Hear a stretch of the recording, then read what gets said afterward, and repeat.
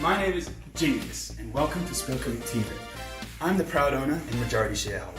I'm here today to give you a lovely tour of this fine establishment. Come on, let's go!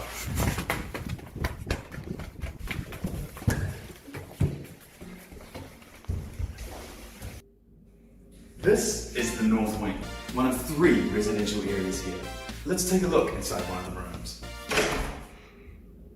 You're supposed to unlock the door. Isn't not unlocked? I'm sorry. Saying sorry isn't gonna unlock the f***. Let's take a look inside one of the rooms. It's a bit bland at the moment, but there's plenty of space to make it your own. And would you look at all these rooms? Laundry.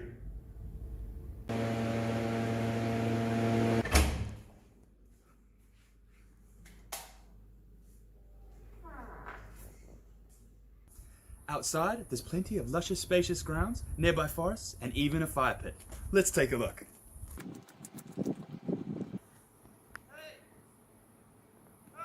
That's great, but come on back. There's more house to see.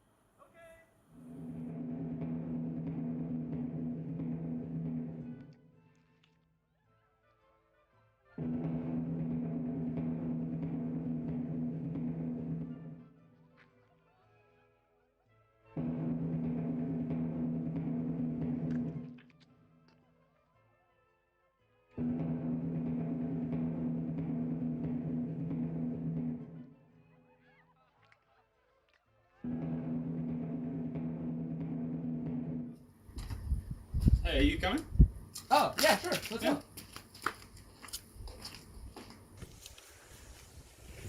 Did I mention? We're all athletes.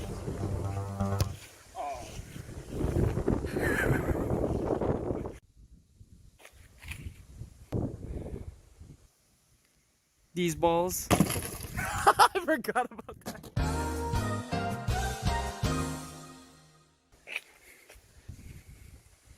So come on down, stay a while. You're gonna love it here.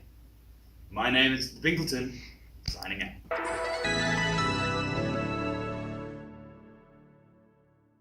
So, what do you think? Pretty good, huh? You're fired!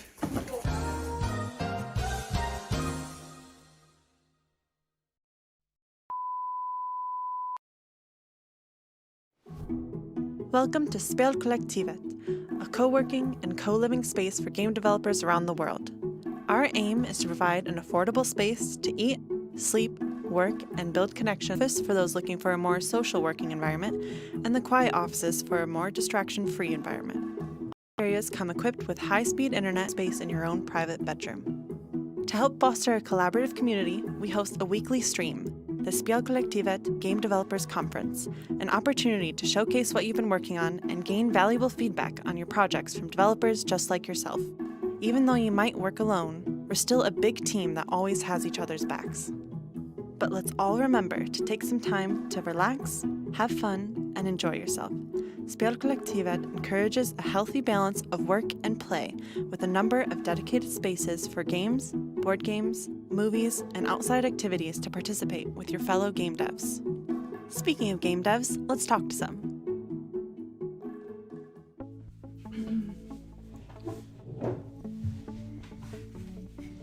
Just settle in. All right. Hi. Hello. Hello. Hello. Yeah, hi, I'm Matej Jan. Hello, I'm Marijke. I am Megan McCurdy. I'm Adam. I'm Anneke. I'm Michal. I'm Jovi. I am Belinda. I am Theo. I'm a composer from New Zealand. I'm from Germany and I'm a solo game developer. I'm from the Philippines and I'm an artist that works in the game industry. I am an indie game developer. I'm helping her with her stuff. Also, I help in the house. I'm from Czech Republic and I'm the developer of Lords and Villains. I'm from Germany and I'm an art director / UI UX designer for Hotel Magnate. I come from Slovenia and I am a pixel artist and game developer. I came here to focus on the development of my game and have more free time and be around the community of indie game developers to get some support from my peers. I was already working alone on my projects and yeah, I just wanted to like be part of a community and be part of a group of people that have similar interests. I felt a little bit stagnant back at home. I wasn't getting anywhere or meeting a lot of people in the industry, so I just took the plunge. We both thought about, hey, let's make a trip just where we can do programming. At this time, we didn't know that Spelkollektivet existed, and it was a really nice coincidence that we found this place and could just work on software. I wanted to experience what life was like living abroad. The idea of living together with other passionate game developers was really interesting to me. I miss how my life was working from an office when I had a normal game development job, but I still want to work on my game, and so being here is the best of both worlds. I can work on my game and be in an office with other game developers, and it's even better because we also live together, and it's really nice to have like-minded people around you. I came here because a friend of mine, Annika, she went here before and she told me about this place and was like, "You're sure this is real? Are they not selling you organs or something?" Like, no, it's real. It's really awesome. And then I decided, damn, I'm gonna come here. It's gonna be fucking awesome. And it is. One of the most surprising to me was how good the food is. And it has great variety, so we have like normal and vegetarian options. And I actually became vegetarian while being here because I was thinking about it already before, but I'm too lazy to prepare it. And here somebody does it for you, and it's... The community is amazing. Here are so many people with totally different experiences, and you can learn from every single one of them something special. The people, I think. I wasn't expecting to make so many great friendships here, and along with working with those friends, it's been really cool. I like a lot of things, and it's very hard for me to pick one that would stand out the most. I think above everything it would be the people that I'm surrounded with, because I think they are very like-minded and very accepting and supportive. So I feel like home here, and that's what I like the most about this place. For more information, check out our website for the latest prices and details, or join us on Discord where you can ask more questions from us directly.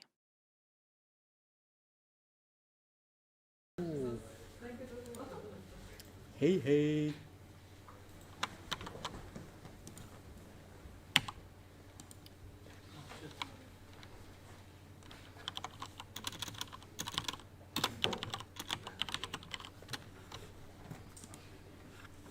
Is there not sound? Yes.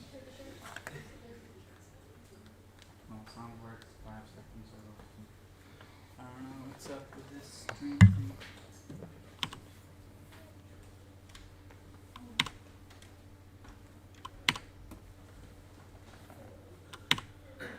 Maybe you have to like give Firefox permission or something shit.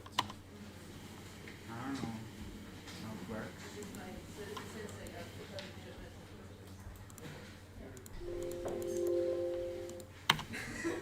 Right here. Is the stream working, by the way? Yeah, I just tested it. It worked. Okay.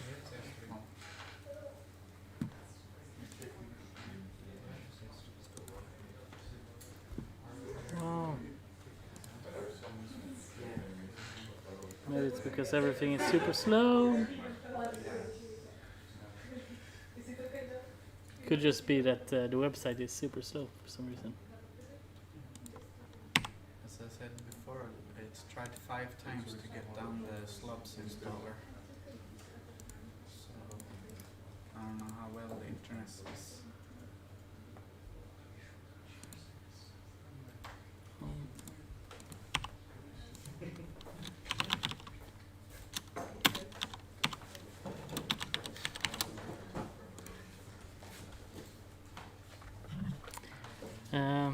Maybe Brian can beatbox some music.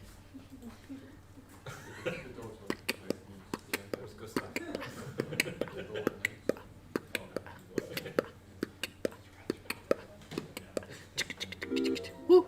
Oh, can you do a speed test? Just a quick one? No. Okay. Damn, I have no socks. Damn, where are my socks? I'm always fucking late, cause I smoke a lot.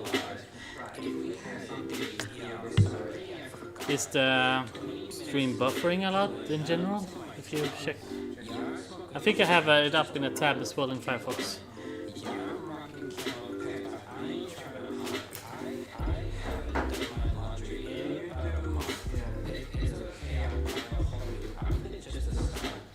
But it's not buffering. Yeah, but it's fine with latency. I'm just wondering if it's like starting, stopping. Okay. All right. Welcome all boomers and zoomers to SGC. Woo! With your synergetic host, James McCool. Yeah. Show your junk. I should check who's showing stuff. Sorry, I'm too professional to do it professionally. We have 4 showers today. Who do we want to start with? Should we start with the list, how it's going upside down? First up would be Michal in such case. If he's even here yet? No? Then we'll go to the next one. Brian is next in the list. Okay. Woo!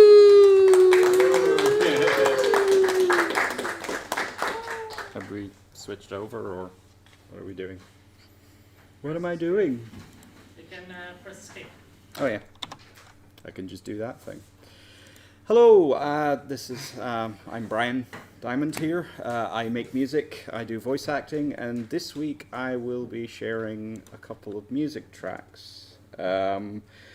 These are original pieces of music, not for any specific project at the moment, mostly just flexing creative muscles. I shared a kind of village theme the last time. I'm kind of going to share a dungeon theme in that vein that borrows some of the elements from that previous theme from a previous stream. This one's called Into the Mine. I'll just play that first.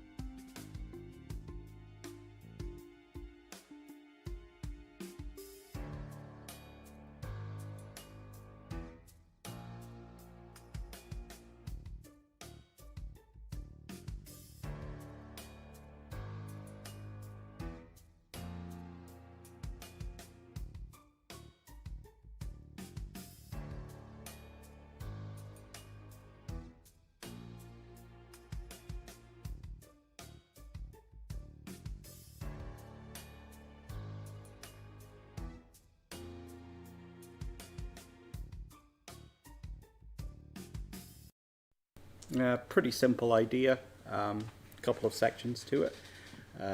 Borrowed some themes in the previous thing as well.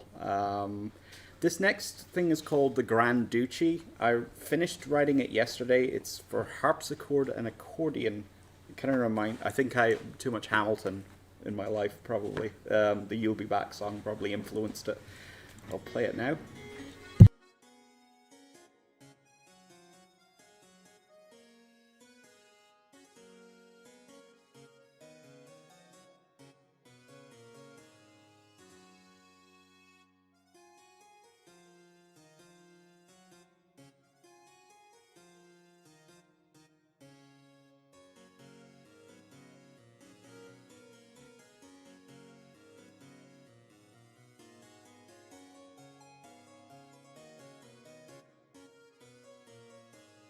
This is where it takes a mischievous turn.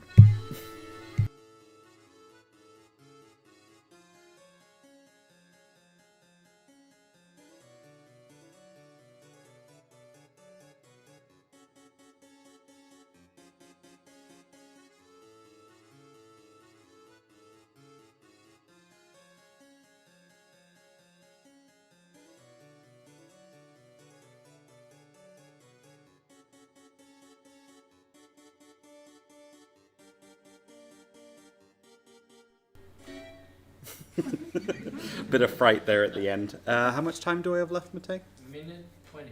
Okay, I've got just enough time to play a very quick piano sketch I finished right before coming up here for potentially an intro for an audiobook.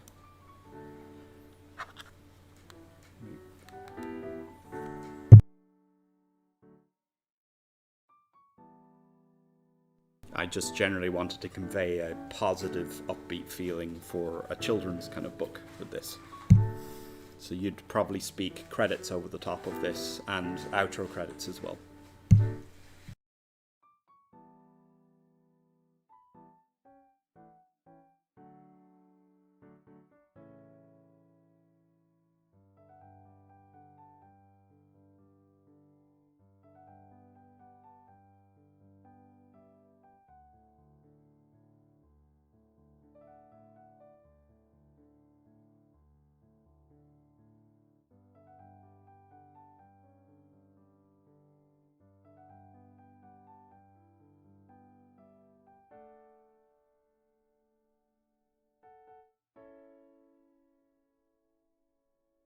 Cool. That is the 3 pieces that I have today. That last piece was probably about 30 minutes work right before coming on, so I'm probably going to expand it into a couple of separate parts on different instruments, but I write the entire arrangement on piano first and then kind of pick out the parts that I like for different instruments. So has anybody got any questions about anything in the chat, or just statements about me stealing toilet paper like a year and a half ago, or or some inside joke about me being a toilet paper thief? Nobody can prove it. Anything? Yes, plenty of comments about you stealing toilet paper. Yeah, I'm glad that people still remember that. I think that's Isaac, or Isaac. Cool. Cool, that's me. Thank you.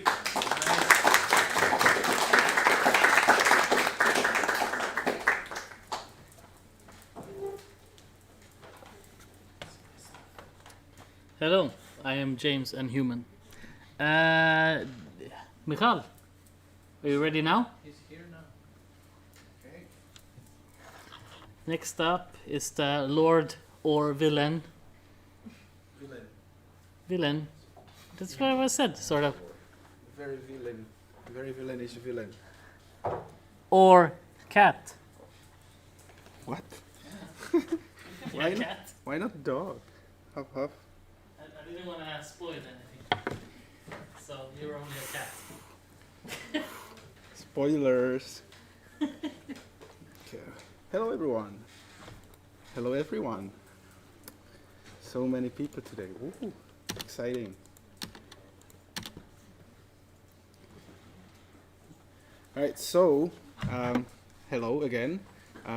You will all know me. I don't have to introduce myself, but maybe for people in the stream, I don't know if we have some new people. But I'm Michal. We work together with Christian here on Lords and Villains, and we have been preparing a new major patch after we've released the game about a month ago.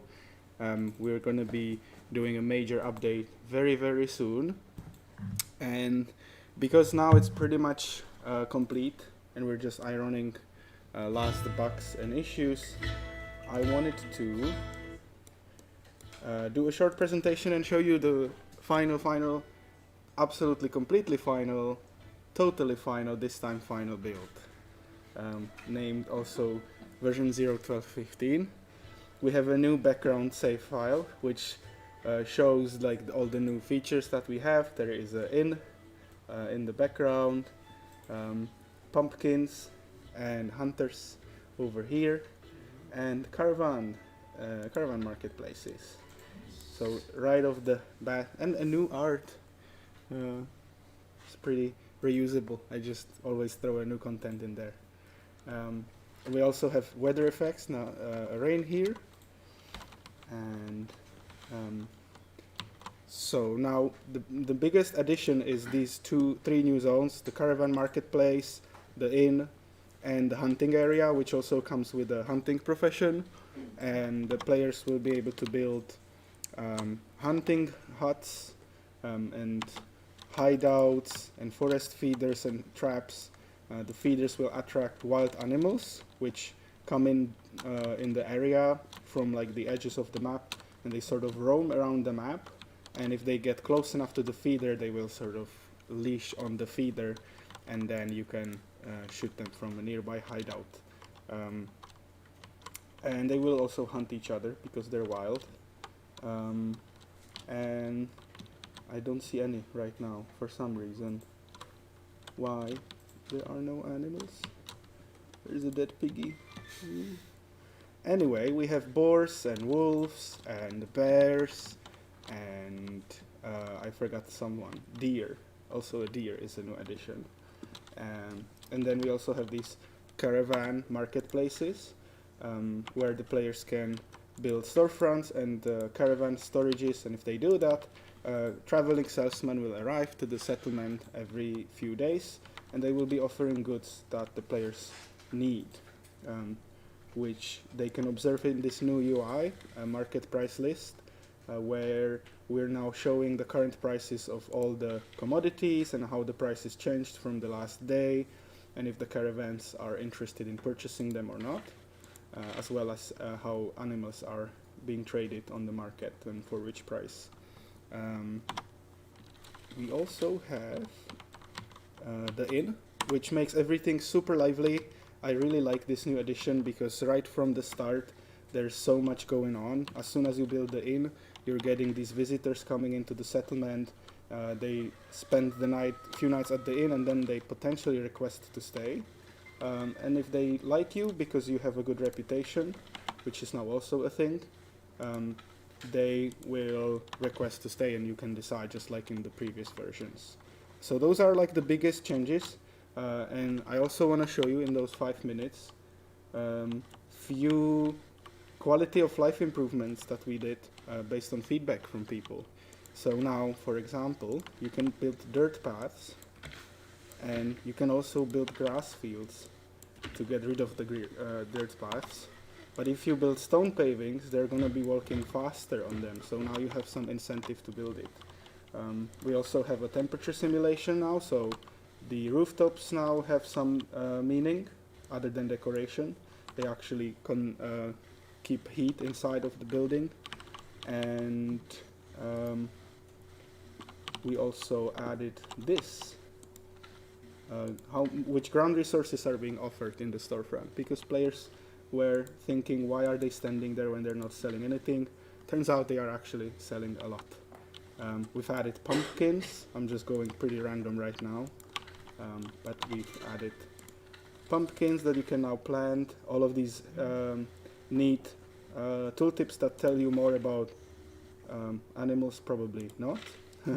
And you're gonna learn how they work.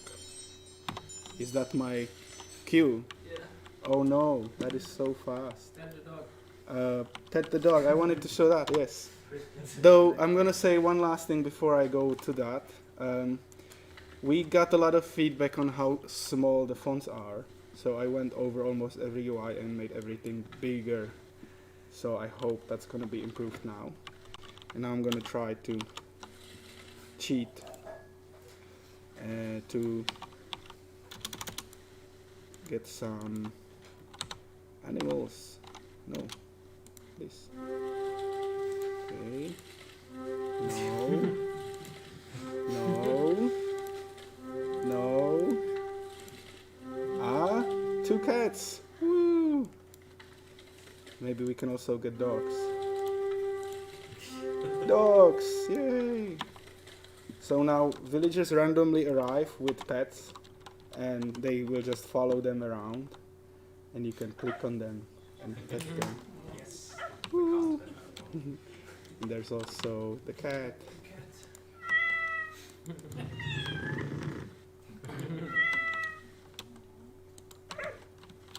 Oh, careful, they're gonna meet. What's gonna happen? So yeah, that is our next update, releasing very soon. Questions? Yes. Will the dog chase the cat? No, not yet. Yet. Maybe sometime, if I have enough time, which I never do. Will you be able to pet bears and pigs? We had that question, and I think yes, but right now I just didn't have enough time to do anything like specific. So I just went and quickly added this, like when you click on them, they do this. And if I would do it for all the animals, I think it wouldn't feel so good. So if we do it for all of them, I think it's going to be more complicated way of petting them than just clicking on them. Yes. Johanna? Can you zoom in on some of the other animals? There's one below the lake there. Oh, wolf. Sleeping next to a pig that just been slaughtered. Watching over his prey. And then to the left there was some Deer? We had a deer somewhere. Ah, yes. Here. At the lake. These are deers. Oh yeah, because they're 45 degrees. Pumpkins! And there was a bear in here, which now killed one of our hunters. What? So, happy stories. It's a story game and all that stuff. James? A question from the chat. Can you eat the dogs and or the cats? No. But, to be fair, I published a version of the game where if they would get old enough, butchers would buy them. And then I quickly realized that and fixed it. Any other questions? All right. Thank you very much.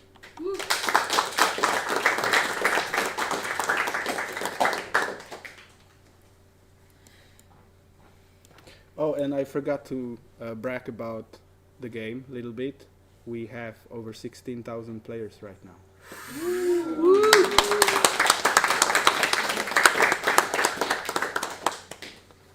That's hot. Okay, so 16,000 players. How many villagers are sleeping on the road? That's a math question for the chat. Please submit your answer in the chat, and the winner gets something. Gets to be right. All right. Next up, Lini or Lena.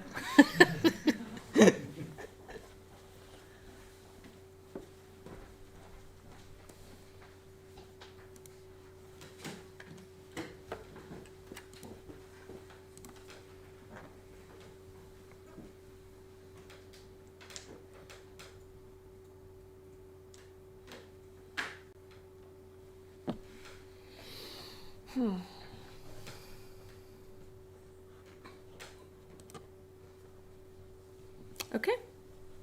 So, hi everybody. I'm Lene, and so we have finally settled with our team on a new game that we're actually making this time. We had a lot of ideas after Death and Taxes, but none of them stick. We tried throwing them at the wall, but none of them stick, and this one did. So yeah, we're gonna make a game called Broken Alliance, and it's a turn-based fantasy strategy game. And basically it will be inspired by old school classics as Heroes of Might and Magic, Age of Wonders, and Master of Magic. And it will be kind of similar to that, and it will have pixel graphics. And why we wanted to make this was because both me and Oak are very big fans of the series of Heroes of Might and Magic. Oak also worked on the newer games. The newer games aren't that good, so had to fill the hole in his heart to make something. And for me, I really love the fantasy environment of these games. And we wanted to make something, but more modern, different, and yeah. So I'll talk about some of the art that we have made already. And so first, I had to make the logo to set the tone for the whole game. And so I looked into, I haven't done like any fantasy games before, so I looked into like what do fantasy logos look like. And I also decided that because in the game we're gonna have 4 factions that are kind of in the balance, but they're also fighting against each other. That's why the Broken Alliance theme is in there. And I decided that I want to have a logo that's like yin and yang, but it also incorporates actual like items in it, and there's 4, not 2 sides. So basically I tried starting making this, and yeah, the 4 elements kind of like here it's a leaf, fire, there's a ankh with wings, and also like sea or fishtail. So yeah, put all of these together. And then I tried like how can I fit them together, and they ended up as this logo. So we wanted to make everything in pixel art. So starting from the logo, and everything is going to be in pixel art UI, and so we're not all of the art that we're going to make for marketing as well. Like everything will be pixelated. So I made the art direction for it, and put down a lot of things that I want to have for this. And I'm gonna talk a bit about the 4 factions in the world. So basically these are the 4 factions. They each represent a element, and the story behind the game is that the world end is coming because everybody is using too much magic. So magic is a resource that when you use too much, then the nature is going to start dying. And all of the factions think they have the best way to save everyone. So they are fighting against each other because they think their option of saving everyone is the best. So we start from the first one, the water one. It's the Anchorage, and they are the old-timey Viking Nordic faction. And they here's like the banner for them, and also the color palette.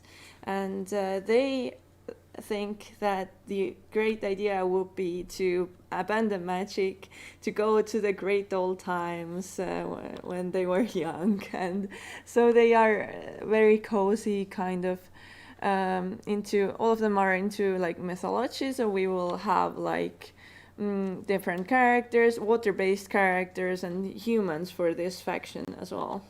The second faction is Phobos, and they are like the witchy and horror faction, and their element is fire, and they want to let the world burn, like whatever, like we can be undead and we can live in a like destroyed world, like that's the next step of their evolution. So yeah. And 2 more factions. One is Anchorage. No, this is Forge, and they are the alien-y retro, like they want to put together people and biology and make something to go to the future with their things. And then there's the Paradise, the last faction, and they are all about saving the nature and going overboard with all of the jungle. So they live in a very colorful kind of world. And yeah, and you can go to brokenalliance.game.com, and there's currently about like over 100 people signed up. But if you sign up, you might win a LED gaming keyboard. So go there and sign up for our newsletter to get notified when we put the Steam page up and when we release the game as well. Yeah, thank you. Woo.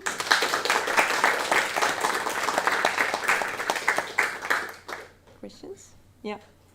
Which faction are you in? It's such I love a lot of them. It's like some days I love one faction more than the others, but I think it's so hard to take a favorite. I think I really love the Paradise faction because they're gonna be like a rainbow, like sparkly, super happy. And I also really love the Anchorage one with Viking-y kind of themed and nostalgic feel to it as well. Yeah. Are you gonna be building the town piece by piece like in Heroes of Might? Yes, we are going to have like in Heroes of Might and Magic, we are going to have a town screen where you can build things, adventure map screen where you can move around, and battle screen where you can fight. But there is going to be different mechanics from those games still. But these are the things that are going to stay the same.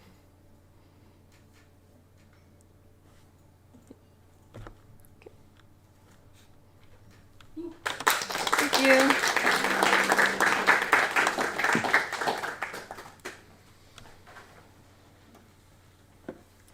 All right. And our final presenter from Cold Theater Studios. Yes. Theo and Juan.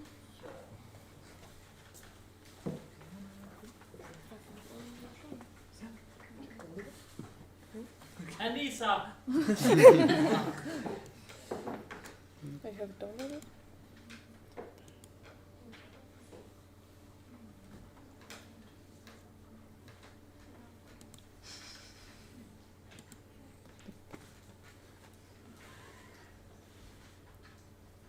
Okay, hello everyone.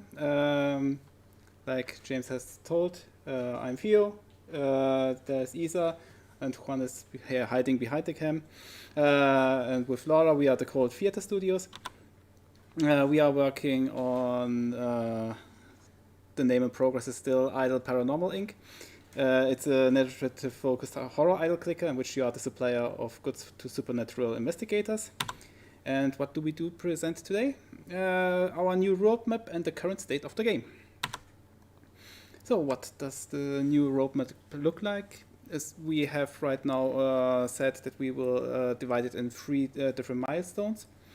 And the end of each milestone represents also the current state of the game, and we aim to have for the state of the game then at the end of our milestone. First is the navigation through the UI and how does it feel. Then also afterwards playtesting the game mechanics, and our new release date is now around the 5th of December. So, and how is the game right now? Hello SGDC, we want to play a game. And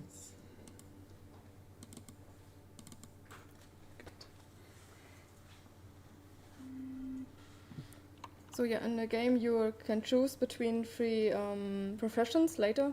Currently we have just the alchemist.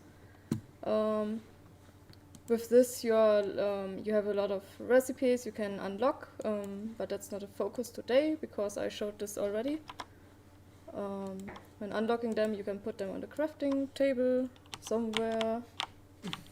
Up there. Okay. Yeah.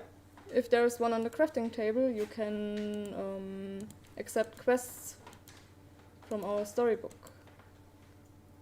And this quest can be finished. I also showed this. What is new, we also have random quests. Random quests you can achieve in this game with buying a phone. And then the phone gives you some random quests. So like this one, you can choose them. And now you have also a random quest on the board. And you have also fulfill the products they need. The quests are there for gaining some called knowledge. The knowledge you need for unlocking more recipes. And by fulfilling the quests, you are going near to retirement. So that's our called ascending. I just cheat some quests in. So this is our madness meter later. The madness meter is our the ascending meter. When it's full, the player has to ascend. Ascending means that a game should be restarted because it gets too difficult to continue. So you have to reset the game so that it's easier again. So this is our madness panel, and when I go out and cheat some finished quests, then I have now this retirement panel where I get rewards based on the retirement or madness level. Madness is therefore because I think Juan can tell you that in a few minutes or seconds.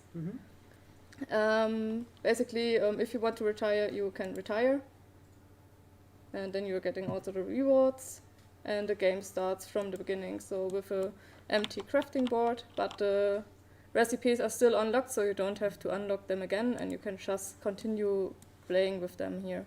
So the game loop is basically getting the recipes or for making the products, doing the random quest or the story quest for the narrative part, and to continue with the game to unlock more recipes.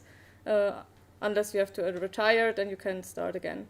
Later, the retirement is combined with some skills that you can save for the next game loop. And yeah, that's our current state of the game. And yeah, also we implemented some it's called buffs, so like triple production or triple speed. We are calling this right now for testing.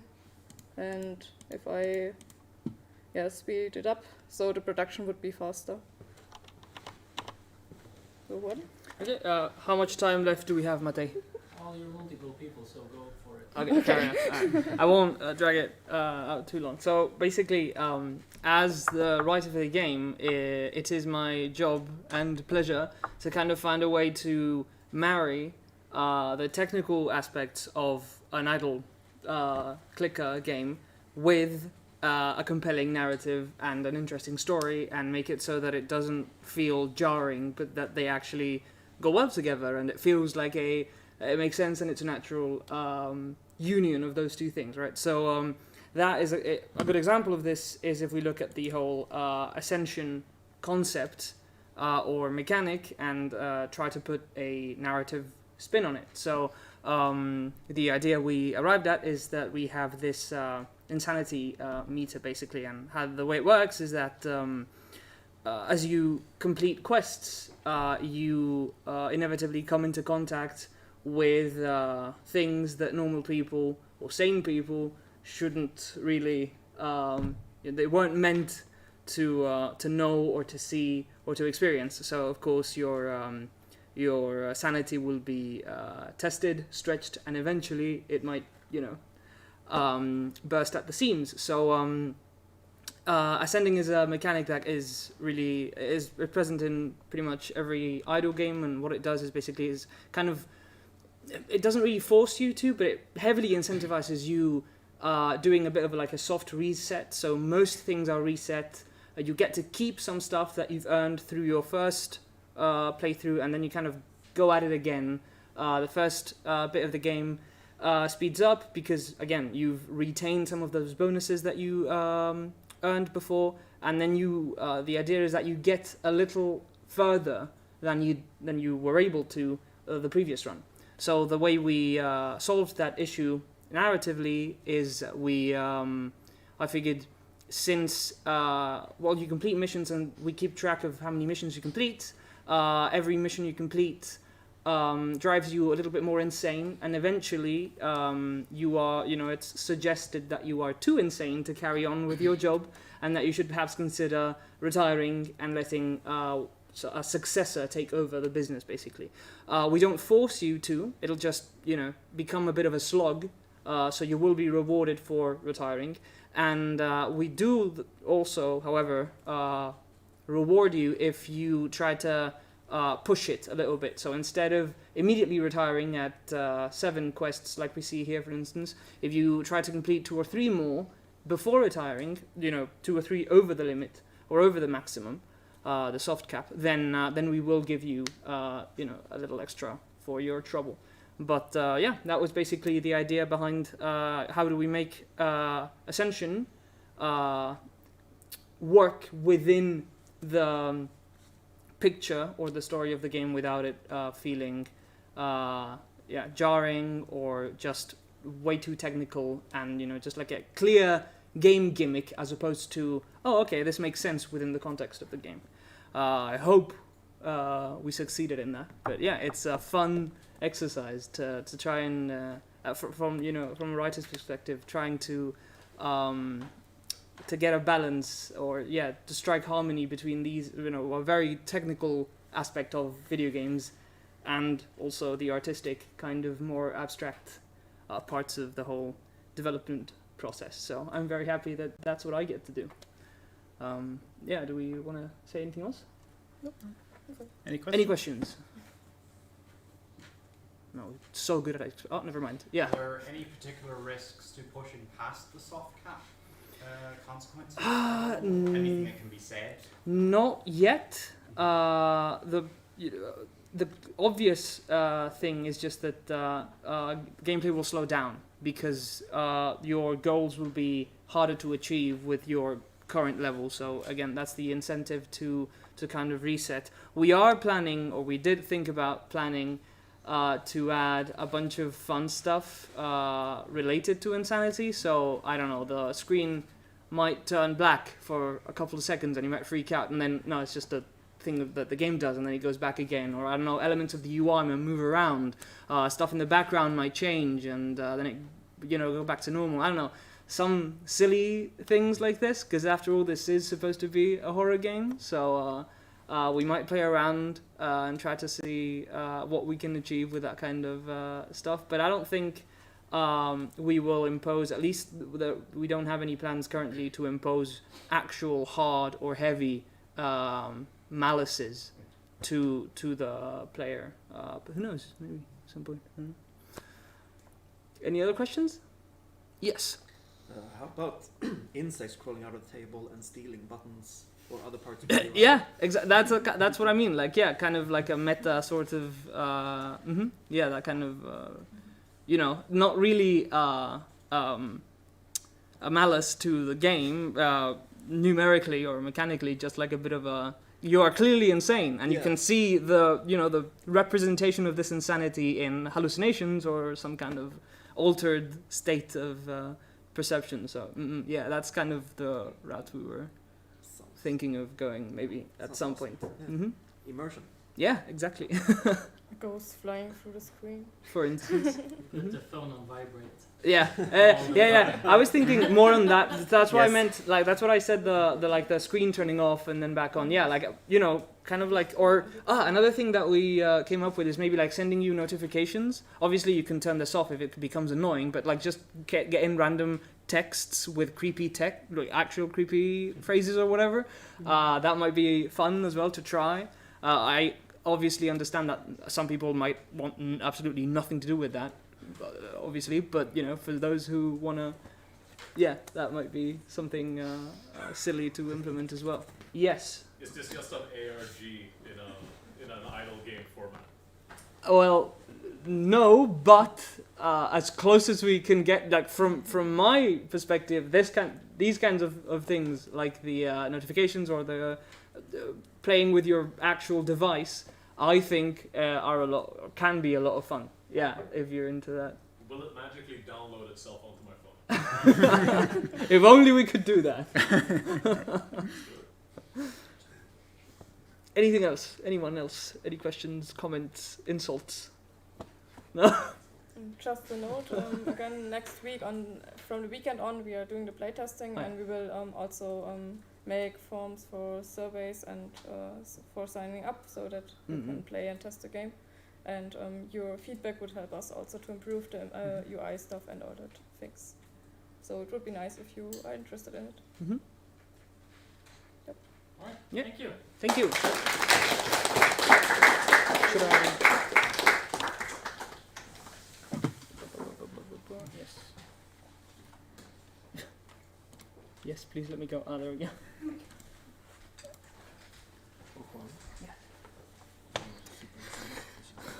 All right.